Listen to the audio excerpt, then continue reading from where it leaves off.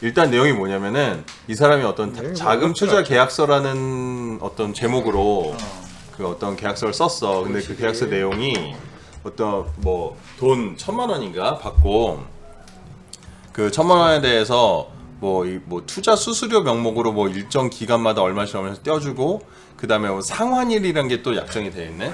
상환 언제까지 뭐 돈을 상환한다 뭐 이런 식으로 약정이 돼 있었나 봐. 그럼 이걸 그 순서대로 보자면은 이게 일단 이 계약의 성격이 1년이었대요. 투자금이냐 대여금이냐 그렇지. 라고 봤을 때 내가 봤을 때 이건 대여금으로 보기에 꽤 그러니까 좀 투자인지 대여금인지 좀 애매한 성격의 약정들이 몇 개 있는데 사실 대여금이라고 판단하는 근거는 이거야. 내가 갚는 날짜가 정해져 있어. 그리고 내가 원금을 갚아. 그냥 거기다 이자를 플러스해서 줘. 이게 대여금이야. 대여금의 조건을 다 갖추고 있네. 그러니까 뭐 통상적인 대여금으로서의 조건은 일부 갖추고 있다고 봐야지. 근데 뭐 투자 수수료로서 뭐 얼마 뭐 수익의 몇 프로 뭐 이런 식은 사실 투자금에 가까운 뭐 얘기긴 하지만 그럼 투자금하고 대여금을 구분할 때 또 투자금이라고 말만 하고 뭐 거기에 대한 뭐 수익 이자나 이런 것도 말만 뭐 투자 수익을 보장하는 차원에서 뭐 정기적인 이익이라고 표현을 한다면 그게 투자금으로 볼 수 있는 거야? 그러니까 대여금의 성격을 똑같이 갖고 있고 이자나 이런 부분이 똑같이 있는데 말을 다 바꿨어. 만약에 이제 그러면 그 그게 말이 중요한 게 아니라 사실 그 성격이 중요한 성격이 거지. 중요한 거야?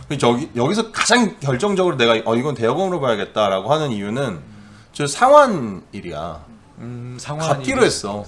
상환이 이건 돈을 갚기로 한 내용이야. 이건 대여금이지. 그러니까 제목이 지금 투자 계약서라고 하시는데 그거랑은 상관이 없고 일단 성격상 그러면 대여금이란 거는 원금에 대해서 갚기로 했잖아. 그럼 투자는 말 그대로 잃을 수도 있다라는 내용이 들어가야. 그래서 투자인 보통은 거지. 내가 그 돈을 어떤 돈이 이쪽으로 이동했을 때 가장 받기가 곤란해지는 게 이게 대여금이 아니라 투자였다. 그래서 난 너한테 돌려줄 의무가 없다라고 하는 사람들이 이제 오히려 염차거든. 반대로 생각하는 거지. 근데 이거는 어차피 대여금이었기 때문에 이 대여금을 그 사람한테 받으면 되는 건데. 그러니까 제가 말씀드린 거 비슷하네요 지금 말씀하시는 게. 그러니까 투자 수수료가 아니고 이자입니다. 이자 사실은. 그러니까 그게 표현이 사실상 투자 수수료라고 했다고 하더라도 그걸 이자로 볼 수가 있다. 그래서 이건 민사적으로는 저 문서가 있기 때문에 이 사람한테 어떤 이행 청구를 하기에는 김전 지급 청구를 하기에는 뭐 충분한 근거가 현재 있다. 한마디로 떼인 건 아닐 수도 있다. 연락이 안 되죠. 근데 연락이 안 되고 근데 오히려 이거 빌려준 사람 입장에서 이거 나 투자다라고 계속 주장을 하면 오히려 돈을 못 받으실 수도 있어요. 뭐 오히려 그럴 수도 있지.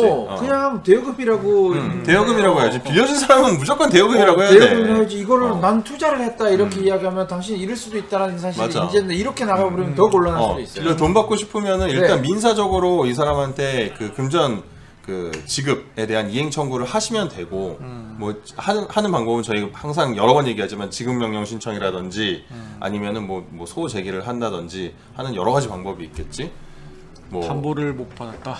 근데 지금 이 사람 아까 처음에 말씀하시기를 투자 사기라고 하셨단 말이야. 근데 이거는 뭐 사기란 말을 거론한 이유 자체는 더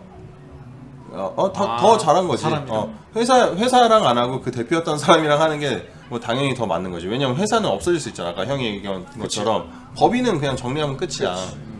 근데 이 사람이랑 개인이랑 계약을 했다면은 이 사람이 죽지 않는 한, 이 사람이 회생이나 파산을 하지 않는 한, 어쨌든 돈은 계속 받을 수 있는 거지. 투자 사기 이런 냄새를 절대. 근데 투자 사기라는 말을 썼는데 뭐 그거에 그러니까 이분의 그 어떤 인식상에는 내가 이거 좀 속아서 빌려줬다. 라는 인식을 좀 갖고 계신 것 같아가지고 그렇다라고 한다면은 이 대여금이 어떻게 그 돈을 대여해준다라는 사실관계가 사기가 될 수 있는지 마는지 이걸 좀 이제 검토해볼 필요가 있잖아. 지난 시간에도 말했지만 대여금도 사기가 될 수 있어. 대여금 사기라고 해서 내가 이 돈을 갚을 능력이 안 되고 그리고 갚을 의사도 없어. 근데 돈을 빌려. 그럼 이건 대여금 사기거든. 근데 이 사람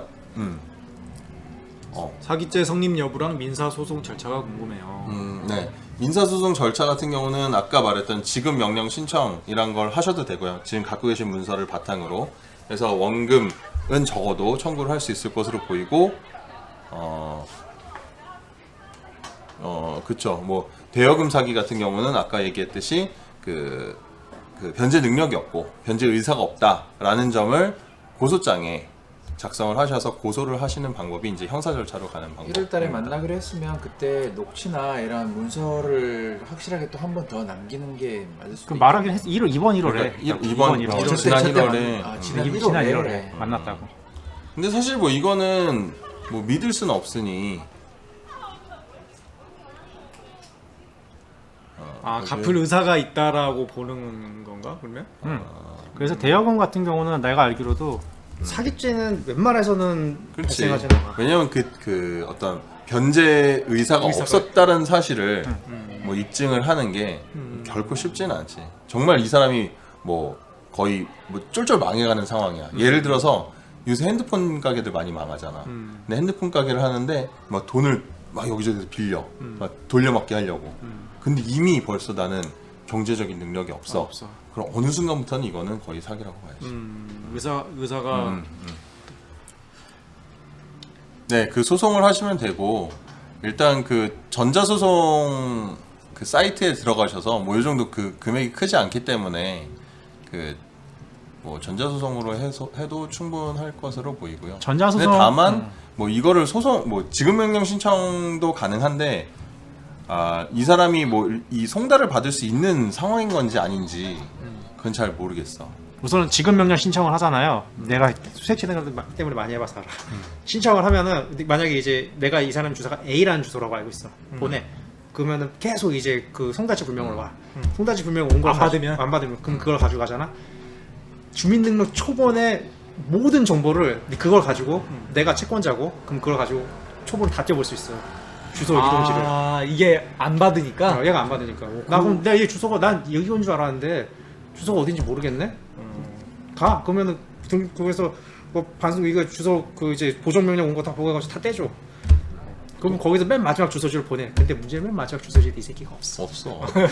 그때부터 문제야. 그러니까 이게 지급명령 신청 이런 상황에서 지급명령 신청을 하면 오히려 좀 꼬일 수 있는 게 차라리 소재기를 하면은 이게 송달을 계속 해보다가 안 되면은 공시송달이 된단 말이야. 그러면은 이게 이 사람이 송달을 안 받고도 판결이 나와. 집행을 할 수가 있는 상황이 돼. 근데 그런데 이 다음에 고려시장정보에 파는 겁니다 그거를. 그 다음에 파는 거예요. 그리고 뭐 소송을 제기하면은 여러 가지 뭐 이제 활용할 수 있는 뭐 예를 들어서 이 사람 그 핸드폰 번호를 가지고 뭐 주소를 줘야 한다든지 뭐 우선 회사 주소를 보내면 돼요 맨 처음에. 그리고 법인이면은 법인 등기 뜨면 대표 주소 대표자 주소도 뜨는데. 법인이면 법인 등기 대표자 뜨면은 주소는 대표 있는데 그 주소가 또 맞는지 안 맞는지는 뭐 사실 알 수는 없는 거고. 그걸 보낸 다음에 아까 얘기했죠. 보낸 다음에 공시송달하고 하고 아니면 이렇게 떼면 되지 다. 그럼 계속 보내서 안 받으면 그게 유리하게 작용하는 거네요. 결국에. 시간이 오래 걸리지. 내가 올해 2월달에 시작한 게 11월 8일 날인가 18일 날에 소송 일자 잡혔다. 그러니까 사실 요거 같은 경우는 지금 회사는 아예 별도로 빼놓고 생각하셔도 될 것 같아요. 왜냐면 아까 계약을 그 개인이랑 하셨으니까 회사랑은 전혀 상관없다라고 보시면 될 것 같습니다. 그럼 일단 출발하는 법을 권장을 해드리자면은 일단은 아는 주소로 소장을 해라. 지급명령 신청? 소제기를 지급명령 신청보다는 소제기를 하는 게 낫다. 처음에 그 네이버에다가 전자소송이라고 치셔가지고 전자소송 사이트에 들어가신 다음에 일단 가입을 하시고요. 거기에서 그 전자소송 그 전자문서 작성인가? 뭐 거기 가면은 소장이라고 있을 거예요. 소장을 그 클릭을 하셔서 거기 안내가 뭐 상당히 잘 돼 있어요. 거기에서 그 아까 대여금 그 금액 있죠? 1,000만 원. 일단은 1,000만 원에 대해서 뭐 그 청구를 하시는 게 나을 것 같고 그 청구 취지라고 있는데 청구 취지에다가 뭐 일단은 그건 좀 이따 얘기하고 그 청구 취지에다가 거기 안내되는 그 문구가 있어요. 문구에다가 뭐 얼마 그 금액을 입력을 하시면 되고 그렇게 해서 소제기를 일단 하시면 됩니다. 그 당사자 소송으로 뭐 본인이 소송하셔도 가능하시고요.